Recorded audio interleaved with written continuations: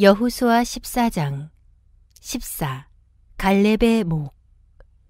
여호수아는 갈렙을 축복하고 그의 믿음대로 헤브론을 주내. 갈렙이 아낙 족속의 땅 차지 후 이후로는 전쟁 없이 사네. 요단강 서편의 땅을 분배하다. 14장 1에서 5절. 자, 이제부터 9지파 반을 대상으로 요단강 서편의 땅을 분배하는 일을 시작하겠습니다. 요단강 서편의 땅을 분배하는 일이 본격적으로 시작되었다. 이스라엘 12지파 가운데 2지파 반은 이미 요단 동편 지역에서 자신들의 땅을 분배받았기에 이번에 분배 대상에서는 제외되었다. 또한 레위 지파는 성막일에 전념하는 대신에 하나님, 즉 하나님께 바쳐진 11조와 각종 헌물들을 기업으로 분배받았기 때문에 역시 제외되었다. 기업의 땅을 분배하는 방식은 일찍이 주께서 모세를 통해 지시하신 대로 제비뽑기에 의해 이루어졌다. 제비뽑기의 방식을 통해 기업의 땅을 분배한 이유는 당시 이스라엘은 신정국가로서 하나님의 직접적인 통치 아래에 있었기 때문이다. 그런 배경하에서 제비뽑기는 하나님의 뜻을 묻는 방식이었다. 인간적인 생각이나 편견을 배제하고 오직 하나님의 주권에 의지하는 방식이었다. 거듭 말하지만 하나님의 성막일에 전념해야 하는 레위 지파에게는 기업의 땅이 분배되지 않았다. 그 대신 그들에게는 살림살이를 하며 살아갈 성읍과 가축을 칠 목초지는 주어졌다. 그래서 레위 지파는 48개의 성읍과 그 주변에 들판을 부여받았다. 기업의 땅을 분배받은 12지파들에게서 다시 42개의 성읍과 거기에 도피성 6개를 포함하여 또한 48개의 성읍을 재분배받은 것이다. 갈렙이 헤브론을 기업의 땅으로 분배받다. 14장 6절에서 15절. 기억하는가? 그 이름 갈렙. 출애굽했던 제1세대 성인들 중에서 여호수아와 더불어 유일하게 가나안 땅을 발로 밟은 인물. 그도 세월의 흐름을 비껴갈 수는 없었지만 여전히 변함없는 믿음을 지니고 있었다. 아니, 그의 신앙은 젊었을 때보다도 더욱 성숙해져 있었다. 갈렙은 이스라엘 온 백성을 책임지는 자리가 아니었기에 활동이 자유로웠고 그만큼 젊게 보였다. 나이도 여호수아보다는 아래이다. 하루는 갈렙이 여호수아를 찾아왔다. 오후에 해가 기울고 있을 때였다. 오, 갈렙, 어서 오시오. 그래, 어쩐 일이시오? 여호수아는 길갈 장막으로 자신을 찾아온 갈렙을 무척 반갑게 맞는다. 45년 전 둘은 정탐꾼 동기였다. 출애굽 제2년째 되던 해 주전 1445년경 모세가 가데스 바네아에서 12정탐꾼을 파송할 때 갈렙은 유다 지파를, 여호수아는 에브라임 지파를 대표했다. 가나안 땅을 탐지하고 돌아온 뒤 다른 10명의 정탐꾼들은 불신앙적인 보고로 백성들을 낙담시켰다. 그러나 갈렙과 여호수아는 믿음의 보고로 하나님의 뜻에 순종했다. 그 결과 하나님의 뜻을 거역한 20세 이상의 남자들이 40년 광야 요랑 도중에 전부 죽어갈 때 두 사람은 끝까지 살아남았다. 여호수아가 갈렙을 특별하게 생각하고 반갑게 맞은 이유도 그 때문이다. 땅 분배와 관련해서 드릴 말씀이 있습니다. 일찍이 저와 지도자님에 대해 가데스 바네아에서 주께서 모세에게 하신 말씀을 잘 알고 계실 것입니다. 그럼요. 잘 알다마다요. 내가 어찌 그 일을 잊을 수 있겠소. 여호수아가 감회에 젖은 듯 지그시 눈을 감는다. 갈렙은 정말 대단한 믿음의 소유자였고 고맙기에 한량없는 사람이다. 젊었을 때나 나이든 지금이나 일편단심으로 하나님께 순종하고 모세의 후계자가 된 자신에게 변함없이 충성을 다했다. 그러기에 여호수아의 눈에는 고마움을 넘어 존경심이 서려 있었다. 지도자님, 주의 종 모세가 이 몸을 가나안 땅의 정탐꾼으로 파송했을 당시와 별 다름없이 85세가 된 지금도 저는 여전히 건장하고 힘이 넘칩니다. 그래서 집 안팎에서 활동하는 것은 물론이고 싸움터에 나가더라도 전혀 문제될 게 없습니다. 그렇소. 정말로 그렇게 보이는구려. 그대는 여전히 강건한 듯하오. 그러니 지도자님, 저에게 헤브론 산악지대를 기업의 땅으로 주십시오. 거기에는 거인 족속의 후예인 아낙 족속이 살고 있고 성읍들은 아주 크고 요새화되어 있습니다. 하지만 주께서 저를 도우실 것이므로 제가 그들을 능히 쫓아낼 수 있습니다. 아낙 족속은 헤브론 성읍을 중심 터전으로 삼아 가나안 남부의 산간지대에 거주하고 있는 거인 족속이다. 신체가 장대하고 힘이 셌기에 일찍부터 이스라엘 백성들에게는 큰 두려움의 대상이었다.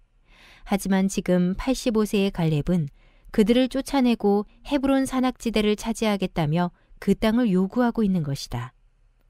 사실 갈렙은 가나안의 어떤 땅이라도 먼저 차지할 우선권이 있었다.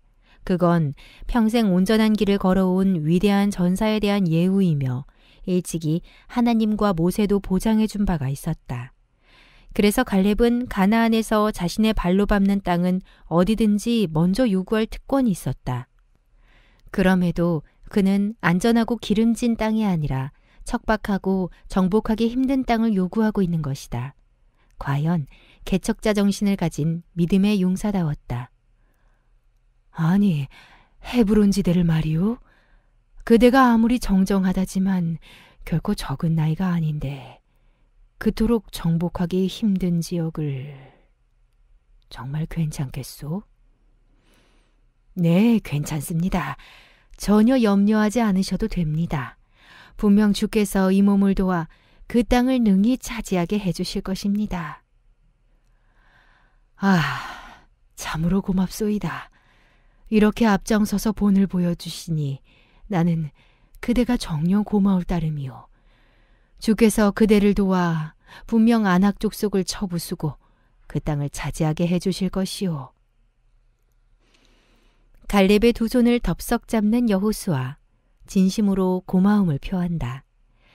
거인 족속의 후예인 아낙 족속이 버티고 있는 헤브론 산악지대, 그곳은 모두가 기피하는 지역이었기에 갈렙의 자발적인 지원이 아주 큰 힘이 되었다. 여호수아는 기꺼이 여분네의 아들 갈렙을 축복하고 헤브론 산악지대를 갈렙 가문에게 기업의 땅으로 분배해 주었다. 이후에 그니스 사람 갈렙은 아낙 족속을 쳐부수고 헤브론 산악지대를 차지하여 자기 가문의 기업의 땅으로 삼았다. 헤브론의 옛 이름은 기럇 아르바. 아낙 사람들 중 가장 위대한 인물인 아르바의 이름을 딴 것이다.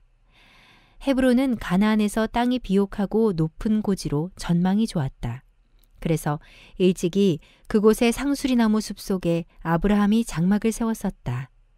또한 그곳에는 이스라엘의 3대 조상인 아브라함 부부, 이삭 부부, 야곱 부부가 묻혀 있는 곳이다. 때는 출애굽 제47년째가 되던 해, 주전 1400년경.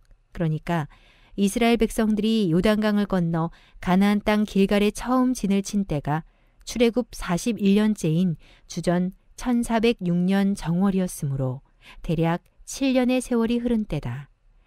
대규모 가나안 정복 전쟁이 그치고 마침내 이스라엘 백성들에게 평화로운 일상의 삶이 찾아들었다. 여호수아 15장 15. 유다 지파가 분배받다. 유다 지파가 차지한 여러 성읍은 남쪽 끝 에돔 가까운 여러 마을, 저지대와 지중해에 이르기까지 여러 성읍이 딸린 여러 마을. 유다 지파가 분배받은 기업의 땅 15장 1절에서 12절. 자, 이제부터 기업의 땅 분배를 위해 9지파 반을 대상으로 제비 뽑기를 실시하겠소. 먼저 유다 지파가 나와 제비를 뽑으시오. 땅 분배의 총 책임자는 여호수아. 여기에 종교 책임자인 대제사장 엘르아살과 각 지파의 우두머리들이 참여했다. 이는 땅 분배가 공평하고 공정하게 이루어졌음을 보여준다. 땅 분배를 하면서 여호수아는 유다 지파의 지도자들에게 신신당부한다. 그대들 유다 지파는 대대로 왕의 지파가 될 것이오. 그러니 모든 면에서 품위를 지키며 살아가도록 하시오. 유다 지파는 수효가 아주 많았다. 제비 뽑기의 결과 유다 지파는 사해 옆에 광활한 땅을 분배받았다. 각 가문별로 그 지역 내에서 동서남북 사방의 땅을 분배받았다. 동쪽으로는 사해, 염해, 서쪽으로는 대해, 지중해, 남쪽으로는 이집트 시내까지 이르는 지역이고 북쪽으로는 요단강의 북쪽 끝부분에서 르우벤 지파, 베냐민 지파, 단 지파의 경계를 이루는 지점까지다. 갈렙이 헤브론과 드비를 정복하여 차지하다. 15장 13에서 19절. 갈렙은 가문의 지도자들을 모아 헤브론 정복에 관한 전략을 설명한다. 우리는 헤브론 산악지대를 기업으로 분배받았소. 그 성읍이 견고하고 주민들은 거인족 속의 후손답게 장대하지만 주께서 우리를 도우실 터이니 우리가 능히 처부수고 그곳을 차지할 수 있소. 내가 앞장서겠소. 대족장님, 우리가 싸우러 올라가겠습니다. 건강을 생각하소서. 아니요, 걱정들 마시오. 이제 내 나이가 올해로 85세이지만 여전히 정정하오. 얼마든지 전쟁을 치를 수 있소. 모두 나를 따라 우리의 기업인 헤브론 산악지대를 차지하러 올라갑시다. 갈렙은 유다 지파의 군사들을 거느리고 헤브론으로 진격한다.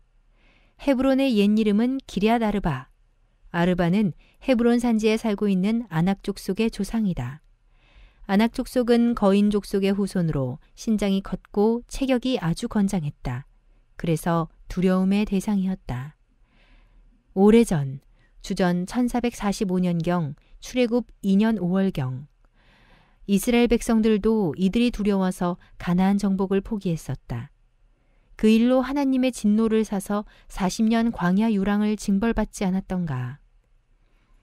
갈렙의 군대는 헤브론 산지에서 아낙 족속인 세세와 아히만과 달메를 처부수었다. 이들 세 사람은 아낙 족속을 이끄는 강력한 지도자들이었다.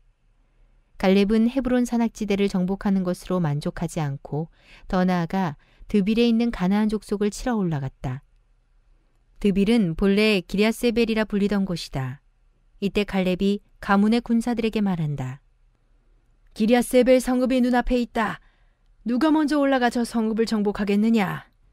기럇세벨을 공격하여 먼저 점령하는 자에게는 내 딸 악사를 주겠다. 고대 세계의 가부장적 제도 아래에서 부권의 권한은 거의 절대적이었다. 시집가지 않은 딸은 아버지의 소유로 취급되었다. 이런 배경하에서 지도자는 전쟁에서 큰 공로를 세운 장수에게 자신의 딸을 하사하는 일이 적지 않았다. 기럇세벨, 드빌을 정복한 자는 온니엘이었다. 그는 갈렙의 동생인 그나스의 아들로 갈렙에겐 조카가 된다. 온니엘은 이름난 용사로서 여호수아 사후에는 이스라엘의 첫 사사가 되어 메소포타미아 왕 구산리사다임의 8년 압제에서 자기 동족을 구출하였다. 하하하, 온니엘, 네가 결국 해냈구나. 갈렙은 자기 딸 악사를 온니엘과 혼인시켰다. 악사가 출가하던 날 나귀를 타고 집을 떠나기 전에 아버지에게 요청한다. 아버지, 아버지께서는 우리 부부에게 메마른 네겝 지역의 땅을 주셨으니 몇 개의 샘을 제게 주셨으면 합니다. 본래 네겝 지역은 가나안 남방의 광활한 광야지대를 일컫는데 대체로 거칠고 메마른 땅이다. 갈렙이 딸에게 지참금 형식으로 하사한 땅은 드빌, 기럇세벨 근처의 거칠고 황량한 벌판이다. 농사를 짓고 살려면 밭에 물을 댈 수 있는 샘이 필수적이었다. 그래서 악사는 아버지에게 샘을 요구한 것이다. 오, 그래. 생각해보니 그렇구나. 그런 데서 살아가려면 당연히 샘이 있어야겠지. 걱정 마라. 내게 2개의 샘을 주마. 딸아, 어딜 가든 하나님을 잘 섬기고 남편과 함께 행복하게 살아가려무나. 갈렙은 출가하는 딸을 보면서 그 지역의 윗샘과 아랫샘을 선물로 주었다. 이로써 악사와 온니엘 부부는 높은 지대의 밭과 낮은 지대의 밭에 골고루 물을 댈 수 있는 좋은 조건을 갖출 수 있었다. 유다 지파가 분배받은 기업의 성읍들 15장 20절에서 63절. 유다 지파는 요단강 서편의 땅 분배에서 가장 먼저 제비를 뽑아 기업의 땅을 분배받았다.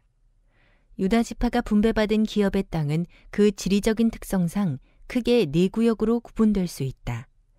1. 제1구역 브엘세바를 중심으로 에돔의 경계에 근접해 있는 남쪽의 네겝 지역. 2. 제2구역 유다 산지 서쪽의 블레셋 땅과 지중해 연안 쪽으로 뻗어나가는 평지 지역. 3. 제3구역 서쪽으로는 유다 평지요 동쪽으로는 유다 광야 사이에 위치한 곳으로 곧 헤브론을 중심으로 하는 산악지대. 4. 제4구역 사해, 염해 서안에 위치하고 있는 광야지대. 제1구역 이곳에 있는 성읍들에는 주변에 여러 개의 마을이 딸려 있었다. 에돔 경계에 근접해 있는 남쪽의 네겝 지역은 이집트로 향하는 광야와 팔레스타인 남부의 평지 사이에 위치하고 있었다. 이 지역은 넓은 목초지로 이루어져 있어 가축대를 방목하기에 적합한 땅이었다. 이 지역에 있는 성읍들은 모두 36개로 그 성읍들의 이름은 이러하다.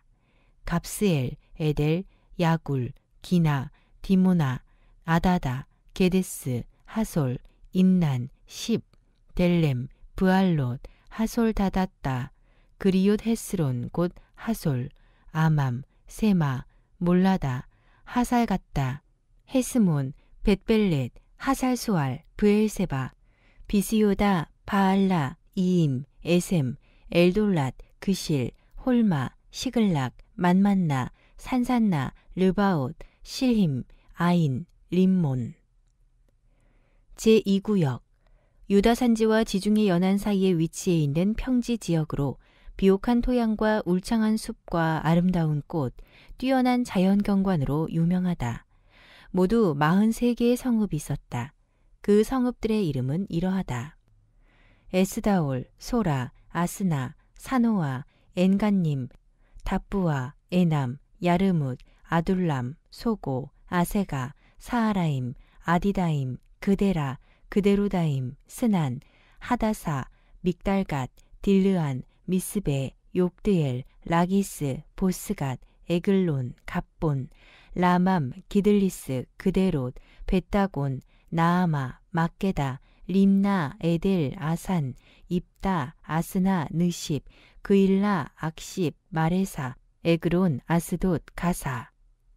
제3구역 평균 고도가 해발 900m 이상이고 대부분 석회석 산악지형으로 이루어져 있었다. 하지만 유다 산지는 우리가 흔히 생각하는 불모의 산지와는 달리 각종 나무와 숲과 골짜기를 낀 과수원들이 많아 온갖 풍성한 과일들이 산출되었다. 특히 유다 산지는 포도와 올리브 농장으로 유명했다.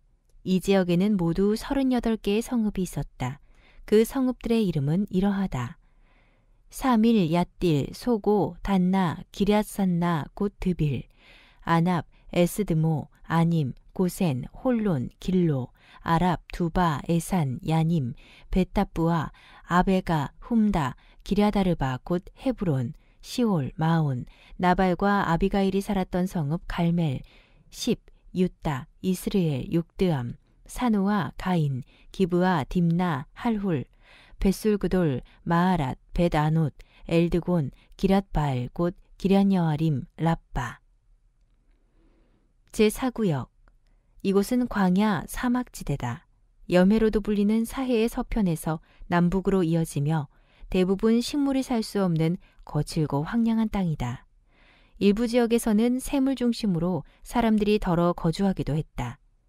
훗날 이 지역은 세례 요한이 금식과 금욕 생활을 통해 메시아 예수의 길을 예비한 장소로 유명하다.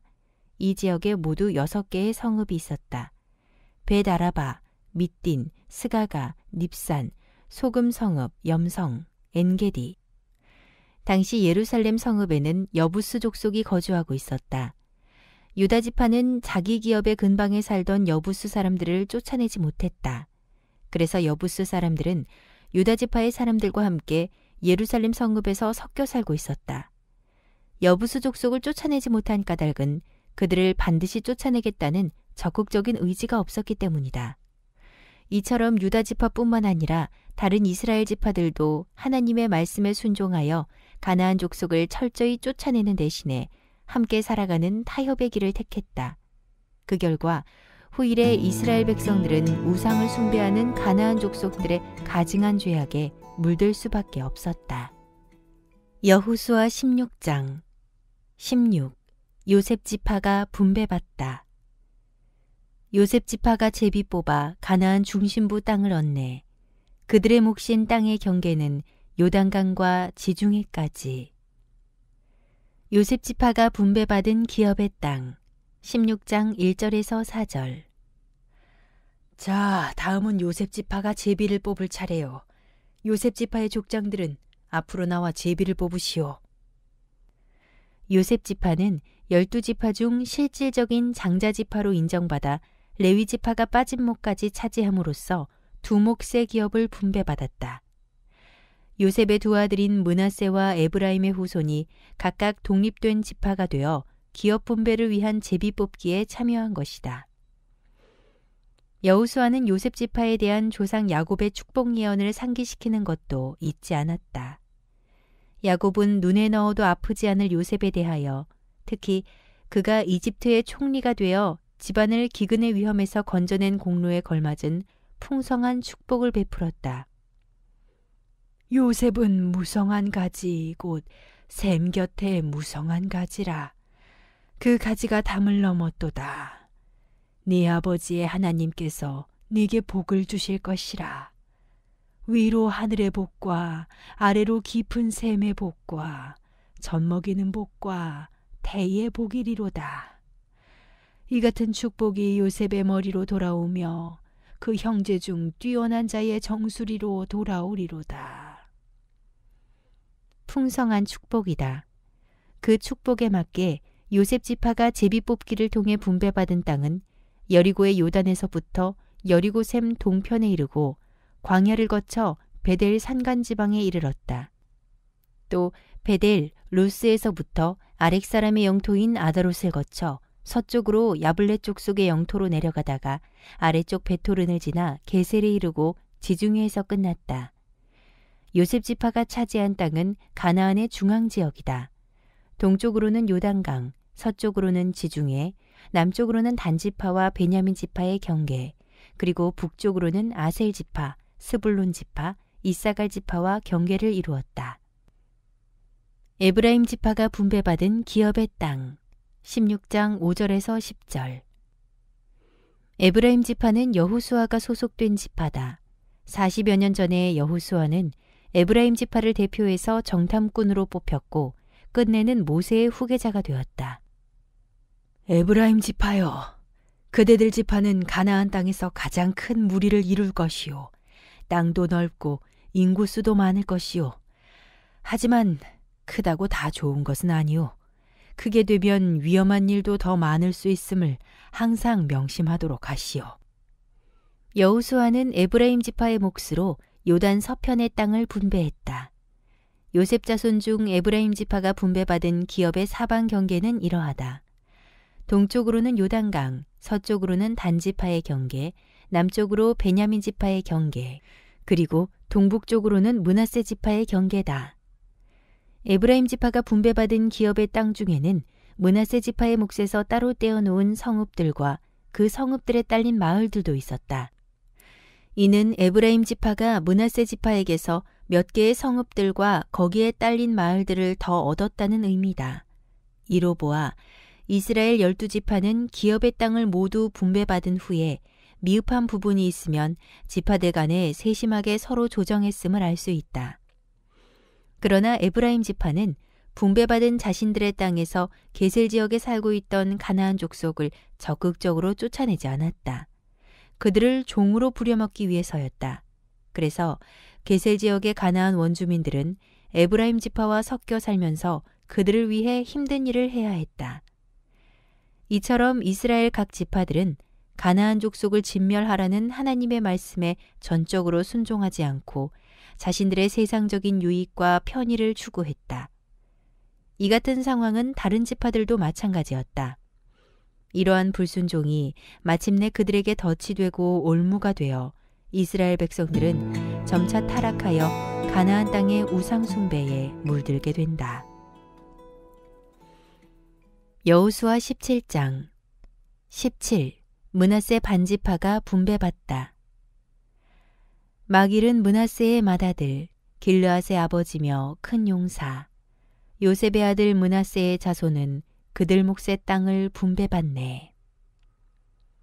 므낫세 반지파가 요단강 서쪽에서 분배받은 기업의 땅 17장 1절에서 13절. 므낫세 지파.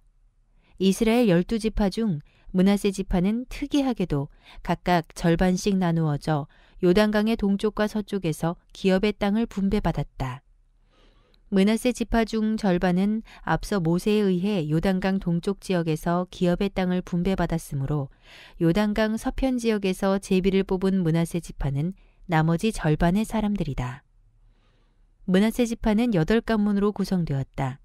므낫세의 아들인 마길의 가문, 마길의 아들인 길르앗 가문, 길르앗의 6 아들들 아비에셀, 헬렉, 아스리엘, 세겜, 헤벨, 스미다로 구성된 나머지 6가문이다.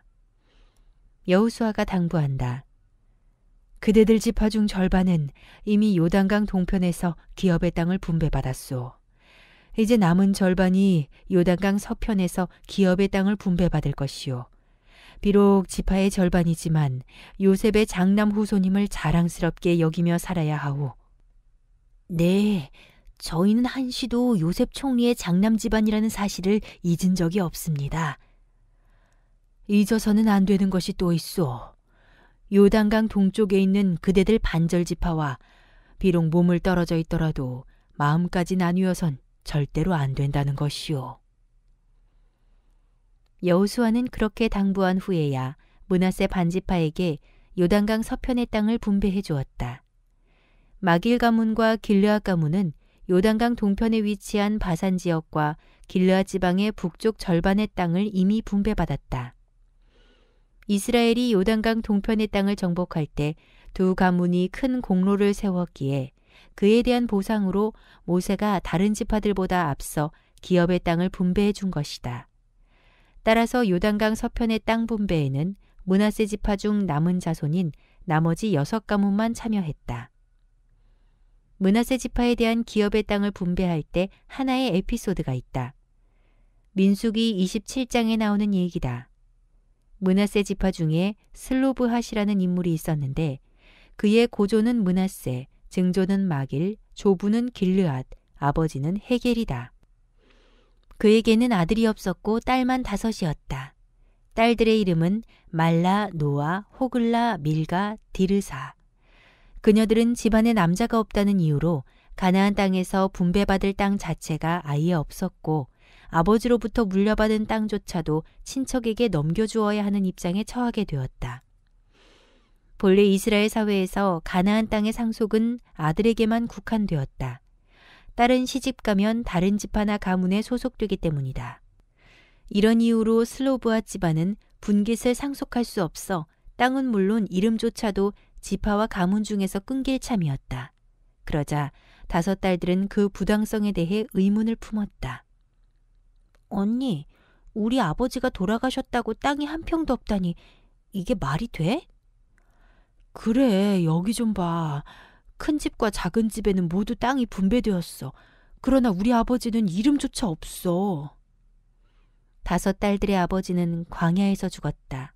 그래서 아버지에게 분배되어야 하는 땅이 큰 집이나 작은 집으로 넘어가게 생겼다. 아버지는 광야에서 특별한 죄에 대한 심판으로 돌아가신 게 아니라 노안으로 세상을 떠나셨어. 그러니 우리도 마땅히 아버지에게 분배된 몫의 땅을 상속받아야 해. 여자들은 사람도 아니란 말이야? 그래, 맞아. 우리도 아버지의 땅을 우리에게 분배해달라고 요구해야 해. 그래야 아버지가 편히 쉴 수 있을 거야. 슬로브핫의 딸들은 아버지의 권리를 놓쳐서는 안 된다고 의견을 모았다. 그래서 아버지의 권리를 찾기 위해 적극적으로 나섰다. 모세와 여러 지도자들 그리고 회중들 앞으로 나아가 딸들도 기업의 몫을 분배받게 해달라고 당당하게 청원했다. 모세는 그 청원을 하나님께 문의했고 하나님은 슬로브와 딸들의 말이 옳다면서 아버지 몫의 땅을 그녀들에게 분배해 주도록 허락하셨다. 그렇게 해서 모세는 하나님의 뜻을 좇아 여자 상속 특례법을 만들어 아들이 없는 경우에는 예외적으로 딸들이 기업을 상속받을 수 있도록 했다. 이제 요단강 서편 지역에서 므낫세 반지파에게 기업의 땅을 분배할 때가 이르자 슬로브앗의 딸들은 땅 분배의 책임자들에게 나아와 예전에 그 사실을 일깨우면서 자신들의 몫을 주장한다. 존경하는 지도자님들, 일찍이 주께서는 광야에서 모세에게 이르시기를 남자들과 마찬가지로 여자들에게도 기업의 땅을 분배해 주어라 하셨습니다. 이제 청하오니 우리에게도 우리 집안의 몫을 분배해 주십시오. 우리 아버지 슬로브앗의 집안은 남자가 한 명도 없이 우리 여자들만 있습니다. 여호수아와 지도자들은 광야에서 제정된 여자 상속 특례법에 관해 잘 알고 있었다. 그렇기에 딸들에게도 제비 뽑기의 기회를 주어 기업의 땅을 분배해 주었다. 그리하여 슬로브앗의 딸들은 아버지의 형제들과 함께 가문의 몫을 상속받았다. 딸들로 인해 아버지의 명예, 아버지의 이름, 아버지의 땅이 회복되는 순간이다. 이때 여호수아가 슬로브앗의 딸들에게 당부한다. 너희가 꼭 명심해야 할 것을 다시 한번 강조하겠다. 너희는 오직 므낫세 지파의 남자들에게만 시집가야 한다. 다른 지파로는 시집갈 수 없다. 염려 마세요. 저희는 므낫세 지파의 남자들에게 시집가겠어요.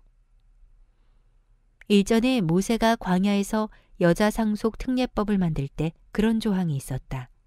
한 집안에 남자가 없고 여자만 있을 경우에는 여자에게도 기업을 상속해 주되 기업의 땅을 상속받은 여자는 오직 자기 지파의 남자들에게 시집을 가야 한다는 규정이다. 그 이유는 분명하다. 조상 대대로 상속되는 기업의 땅이 한 지파에서 다른 지파로 옮겨지는 일을 방지하기 위해서다. 만일 기업의 땅을 상속받은 여자가 다른 지파로 시집갈 경우에는 그녀의 땅이 남자 지파에게로 옮겨지게 된다. 하지만 같은 지파의 남자에게 시집갈 경우에는 여전히 같은 지파 내에 기업의 땅이 있을 것이므로 아무런 문제가 되지 않는다. 이렇게 해서 여호수아는 요단강 서편에서 므낫세 지파의 남은 절반에게 기업의 땅을 분배하였다. 므낫세 지파의 남은 절반이 요단강 서편에서 분배받은 땅의 사방 경계는 이러하다. 동쪽으로는 갈릴리 호수의 남쪽 끝에서 요단강의 계곡지대까지, 서쪽으로는 지중해 연안까지, 남쪽으로는 가나 시내를 따라 다부아 땅까지, 그리고 북쪽으로는 아셀 지파, 스불론 지파, 이사갈 지파와 접경을 이루는 곳까지다. 이후 요단강 서편의 므낫세 반지파는 이사갈 지파와 아셀 지파의 영토 안에서도 자신들의 소유지를 가졌다. 베스안, 이블르암, 돌, 엔돌, 다아낙, 무깃도 등이 그런 성읍들이다.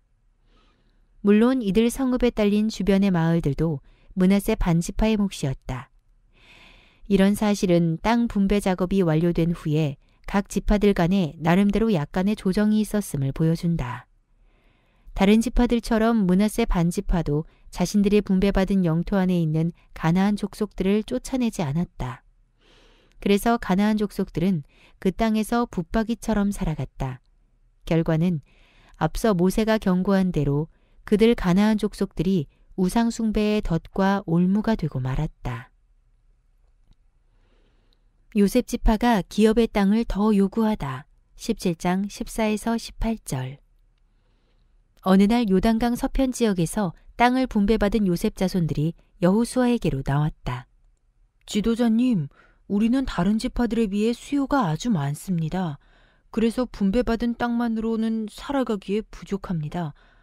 좀 더 분배해 주실 수 없겠습니까? 뭐라고요? 분배받은 땅이 부족하다고요? 그거 참... 여호수아가 난감한 표정을 짓는다. 광야 40년째 되던 해, 주전 1407년경 모압 평지에서 20세 이상으로 싸움에 나갈 만한 장정들의 수요를 조사했다. 에브라임 지파가 32,500명, 므낫세 지파가 52,700명, 도합 85,200명이다. 당시 다른 지파들에 비해 가장 많은 수요였다. 그러니 요셉 자손의 이의 제기는 논리적으로는 그럴듯해 보인다. 하지만 사실은 그렇지 않다. 요셉 자손이 두 지파로 구성되었지만 므낫세 지파의 절반은 요단강 동편 지역에서 이미 땅을 분배받았다. 따라서 요단강 서편의 요셉 자손의 인구는 채 6만 명이 되지 않았다. 이 수요는 유다 지파의 7만 6,500명, 단 지파의 6만 4,400명, 이사갈 지파의 6만 4,300명, 스불론 지파의 6만 500명에 비해 더 많은 수요가 아니다. 뿐만 아니다. 요셉 자손이 분배받은 땅은 가나안 땅의 중심부로서 비옥한 양질의 옥토다. 그렇다면 요셉 자손의 이의제기는 지나친 욕심에서 비롯된 그릇된 불만임을 알 수 있다.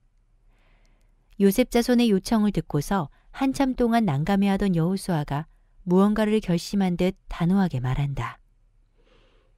무슨 말인지 잘 알겠소. 그대들이 분배받은 에브라임 산악지대로 충분하지 않다면 지금의 지경에서 땅을 더 정복하여 뻗어나가시오. 그대들이 분배받은 지경에는 브리스 족속과 르바임 족속의 삼림지대가 있지 않소. 그리로 올라가 그들을 몰아내고 그 땅을 차지하도록 하시오. 기업의 땅을 더욱 개척하고 개간하여 확장해 나가란 말이외다. 하지만 지도자님, 무슨 말이 또 하고 싶은 것이오? 지도자님도 알다시피 그곳 산악지대는 가파르고 험난합니다. 또한 그들 가나안 족속들의 성읍은 크고 견고합니다. 심지어 그곳 평지에 사는 베스한 사람들과 그 주변의 마을들은 물론이고 이스라엘 골짜기에 사는 가나안 사람들에게는 철로 만든 병거까지 있습니다. 우리는 무기도 변변찮은데 어찌 그들을 몰아낼 수 있겠습니까? 거 무슨 마음 약한 소리를 하는 것이오? 그대들 입으로 수요가 많다고 하지 않았소. 수요가 많다는 것은 그만큼 강하다는 뜻이 아니오. 그러니 용기를 내시오. 그 산악지대도 그대들의 것이오. 힘이 미치는 곳까지 당당하게 치고 올라가 그 땅을 차지하고 개간하여 그대들의 소유로 삼도록 하시오. 더 이상은 말하지 마시오. 아고고 본전도 못 찾겠네. 요셉 자손은 뜨끔했다. 틀린 말이 하나도 없었기 때문이다. 그런 그들에게 여호수아는 격려의 말도 아끼지 않는다. 형제들이여, 가나안 사람들의 철제병거를 조금도 두려워하지 마시오. 전능하신 주님을 굳게 믿고 싸우면 반드시 가나안 족속을 쫓아낼 수 있을 것이오. 지레 겁먹지 마시오. 두려워하지 말고 힘을 내서 꼭 정복하도록 하시오. 구구절절 옳은 소리다. 요셉 지파 지도자들은 머쓱한 표정을 짓는다. 지도자님, 우리 생각이 짧았습니다. 말씀하신 대로 우리가 우리 지경 내에 살고 있는 가나안 족속들을 전부 쫓아내고 그 땅을 차지하도록 하겠습니다. 여호수아는 후계자 없이 죽었다. 그래서 여호수아 사후에 이스라엘 12지파 전체를 이끄는 강력한 지도자가 없었다. 모세와 여호수아의 지도력은 각 지파의 족장, 우두머리에게 인계되었다. 따라서 이스라엘의 각 지파들은 지파의 족장을 중심으로 하나님의 도우심을 믿고 분배받은 기업의 땅에서 그곳에 거주하는 가나안 족속들을 쫓아내는 전쟁을 지파별로 치러야 했다. 여호수아 18장 18. 베냐민 지파가 분배받다. 가나안 땅 지도를 본 여호수아는 실로에서 땅을 분배하네. 주 하나님 앞에서 제비 뽑기로 땅 없는 7지파에 나눠주네. 실로에서 땅 분배를 실시하다. 18장 1절에서 10절. 이제 길갈 진영을 거두어 실로로 옮기도록 합시다. 출애굽 제41년 주전 1406년경 정월 10일에 요단강을 건넌 뒤 이스라엘 백성들이 가나안 땅에서 처음으로 진영을 이룬 곳은 길갈이다. 요단강 언덕으로부터 서쪽으로 8km가량 떨어진 곳이다. 여호수아는 길갈에다 성막을 세우고 그곳을 교두보와 전초기지 삼아 가나안 정복전쟁을 치렀다. 대략 6, 7년 동안의 정복전쟁을 통해 이스라엘은 가나안 땅에 대한 전반적인 주도권을 장악했다. 그 뒤 여호수아는 하나님의 명령에 따라 길갈에서 이스라엘 지파들을 대상으로 땅 분배 작업을 실시했다. 그런데 가나안 땅의 기업에 대한 나머지 지파들의 소극적인 태도와 무관심으로 인해 땅 분배 작업에 애로가 있었다. 또한 땅 분배 과정에서 요셉 자손의 항의도 있었다. 이에 여호수아는 이스라엘의 진영을 옮겨 다시 한번 이스라엘 백성들의 신앙 전열을 가다듬은 뒤 땅 분배를 마무리 지으려 했다. 그리하여 이스라엘 진영은 길갈에서 실로로 옮겨졌다. 실로로 옮긴 이유는 그곳이 가나안 땅의 중심부에 위치하고 있었기 때문이다. 이스라엘 온 회중은 실로에다 회막을 세웠다. 회막은 만남의 장막이란 뜻이다. 하나님께서 중보자인 제사장을 통해 이스라엘 백성들과 만나는 곳인 성막을 가리킨다. 자, 계속 이어서 땅 분배를 실시하겠소. 새로 옮긴 실로 진영의 회막 앞에서 다시금 땅 분배가 시작되었다. 때에 7지파, 베냐민 지파, 시므온 지파, 스불론 지파, 이사갈 지파, 아셀 지파, 납달리 지파, 단 지파는 아직도 기업의 땅을 분배받지 못한 상태였다. 그래서 여호수아가 그들 지파에게 말한다.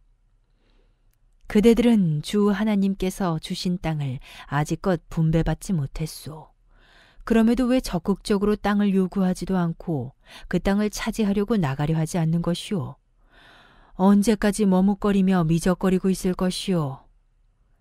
7지파가 기업의 땅에 대해 적극적이지 않았던 이유는 40년 동안의 광야 생활과 7년 동안의 정복전쟁으로 말미암아 지칠 대로 지쳐 있었기 때문이다. 그래서 그들은 새로운 땅을 얻어 힘들게 개척하기보다는 현재 상태를 유지하며 함께 모여 편히 살기를 원했다. 또한 대규모 정복전쟁이 완료되긴 했지만 가나안 땅 도처에는 여전히 가나안 족속의 패잔병들이 완강하게 저항하고 있어 항상 위협이 되었다. 여호수아에게 꾸지람 섞인 권고를 들은 7지파는 어색한 변명을 들어놓는다. 그게 말입니다. 우리 지파들이 서로 흩어져 살기보다는 지금처럼 이렇게 함께 모여 사는 것도 괜찮을 듯 해서. 아니, 그게 대체 무슨 말이오? 하나님께서 주신 약속의 땅을 포기하겠다는 말이오? 그건 안 돼요. 가나안 땅 전역을 완전히 우리의 것으로 만들어야 하오. 그거야 당연히 그래야 하겠지요. 하지만... 자, 그렇다면 다른 말은 하지 말고 각 지파에서 3사람씩을 선출하도록 하시오. 그들을 가나안 전역에 보내어 지도를 그려오게 하겠소. 그런 다음에 아직 분배되지 아니한 땅을 7구역으로 나누어 분배하겠소. 유다 지파는 이미 남쪽의 땅을 분배받았고 요셉의 자손들도 북쪽의 땅을 이미 분배받았으니 그들은 그대로 유지하면 될 것이오. 네, 알겠습니다. 지도자님의 말씀에 순종하겠습니다. 우리도 기업의 땅을 분배받아 그 땅을 개간하여 거기에 거주하도록 하겠습니다. 그리고 레위 지파는 분배받을 땅이 없소. 레위 지파는 주님의 성막에서 전적으로 봉직하는 것이 그들의 기업이기 때문이오. 그리고 르우벤 지파, 갓 지파, 므낫세 반 지파 역시 주의 종 모세가 요단강 동쪽에서 이미 땅을 분배해 주었으므로 이곳 요단강 서편의 땅 분배에서는 제외될 것이오. 땅을 분배받을 7지파에서 각각 3사람씩 모두 21명의 사람들이 땅의 형편을 살피러 떠나기 직전에 여호수아 앞에 모여섰다. 여호수아가 지시한다. 여러분, 가나안 땅을 두루 살펴보고 그 모양과 형편을 상세히 그려 지도를 만드시오. 그런 뒤 내게로 다시 돌아오면 이곳 실로에서 주께서 보시는 가운데 제비를 뽑아 그대들에게 땅을 분배하도록 하겠소. 주께서 그대들과 함께 하시기를 빌겠소. 여러 날 후 그들은 임무를 마치고 돌아왔다.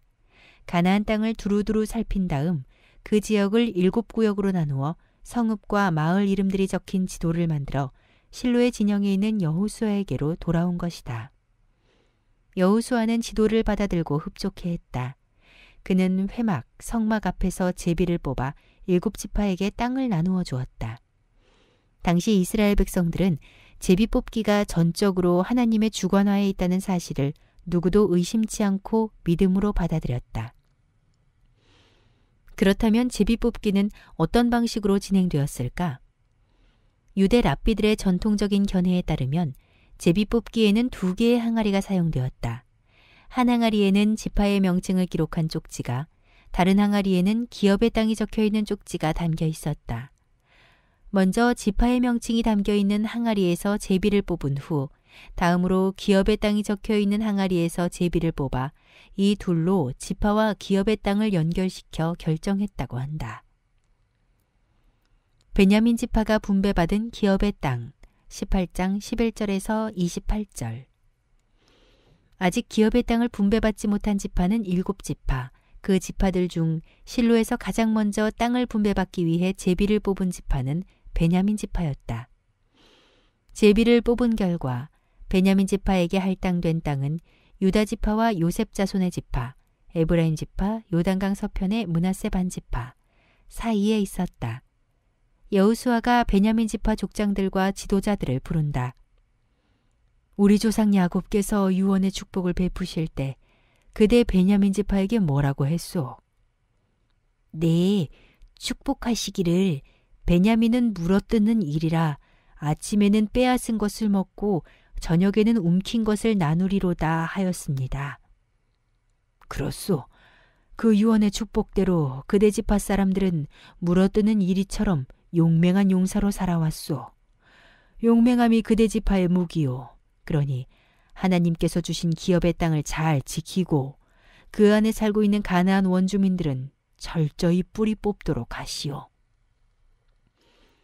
베냐민 지파에게 분배된 기업의 땅은 이러하다. 동쪽으로는 요단강까지, 서쪽으로는 베토론에서 기란 여아림에 이르는 길로 단지파의 동쪽 경계와 맞닿았다. 남쪽으로는 유다 지파의 북부 경계와 맞닿았으며 북쪽으로는 에브라임 지파의 남쪽 경계와 맞닿고 있는 지역이었다. 이 지역은 대체로 산악지대이고 약간은 사막지대이며 일부는 여리고와 예루살렘 근처의 비옥한 땅이다. 베냐민 지파에게 할당된 그 땅의 특징은 이러하다. 우선 가나안 땅의 남북을 잇는 전략상의 주요 도로상에 위치해 있었다. 그래서인지 역사적으로 분쟁이 많이 발생했다.